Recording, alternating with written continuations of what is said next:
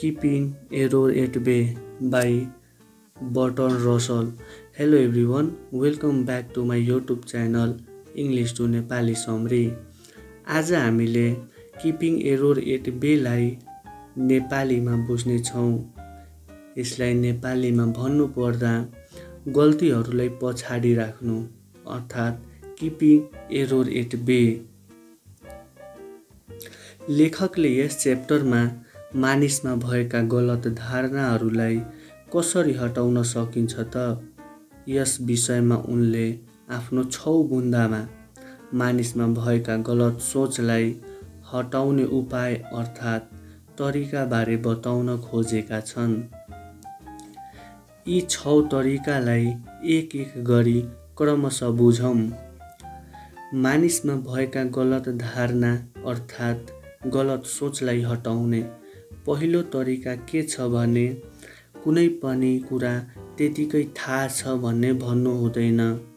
भन्नु अगाडि मनन चिन्तन गर्नुपर्छ, राम्ररी त्यसबारे बुझ्नुपर्छ, अवलोकन गर्नुपर्छ, राम्रो र नराम्रो दुवै पक्ष हेर्नुपर्छ अनि निष्कर्ष लिनुपर्छ।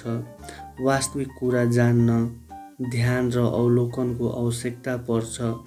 यो चाहिँ उनको पहिलो तरिका थियो। यसैगरी मानिसमा भएका गलत धारणा अर्थात् गलत सोचलाई हटाउने दोस्रो तरिका के छ भने हामीले सबै विषयवस्तुलाई अवलोकन अर्थात् ध्यान दृष्टि नदिन सक्ने थुप्रै अवस्थाहरू हुन्छ।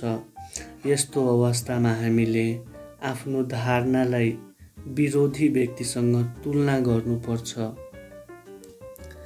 यसैगरी रसलको तेस्रो तरिका के थियो भने आफ्नो गलत धारणालाई परिवर्तन गर्न आफ्नो विरोधीको कुराहरू सुन्न आवश्यक छ। हामीले विभिन्न देशहरू अर्थात् नयाँ ठाउँहरू भ्रमण गर्नु पनि आवश्यक छ।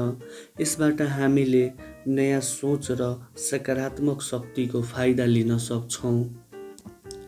उनले आफ्नो चौथो तरिकामा के भन्छन् भने हामीले आफ्नो मस्तिष्कभित्र अर्थात् आफ्नो दिमागभित्र आफैले आफ्नो काल्पनिक विरोधी खडा गर्नुपर्छ र आफ्नो धारणालाई त्यससँग तुलना गर्नुपर्छ जसबाट हामी आफ्नो गलत धारणाको वास्तविक रूप पत्ता लगाई सोचलाई परिवर्तन गर्न सक्छौँ। उनले आफ्नो 5औं तरिकामा भन्छन् हामीले गलत धारणा हटाउँदा आफैले आफ्नो प्रशंसा गर्नु हुँदैन। आफैले आफू ठुलो ठान्ने प्रवृत्तिलाई हटाउनु पर्छ। त्यसबाट हामीले सही र गलत कुरालाई छुट्याउन सक्छौँ। यसबाट हामीले आदर र सम्मानका कुराहरू सिक्न सक्छौँ जसबाट गलत धारणा हटाउन सहयोग मिल्छ। उनको अन्तिम तरिका के थियो भने अर्थात् छौथो तरिका के थियो भने हामीले गलत धारणा त्याग्नु छ भने आफूभित्र रहेको डर त्रास भयबाट मुक्त हुनुपर्छ। डर त्रास भएको कारणले गर्दा नै यो संसारमा गलत धारणा आएको हो। यस्तो अवस्थामा हामीले विषयवस्तुलाई गहन रूपमा सोच्दैनौँ। उनीहरू गलत धारणाको शिकार हुन पुग्छन्। यही 6 बुन्दाहरू अर्थात् तरिकाहरूले हामी आफ्नो गलत धारणाहरूलाई त्याग गर्न सक्छौँ र एउटा राम्रो सोच भएको असल नागरिकको रूपमा बाँच्न सक्छौँ। ल त आजको लागि यति नै। Thank you.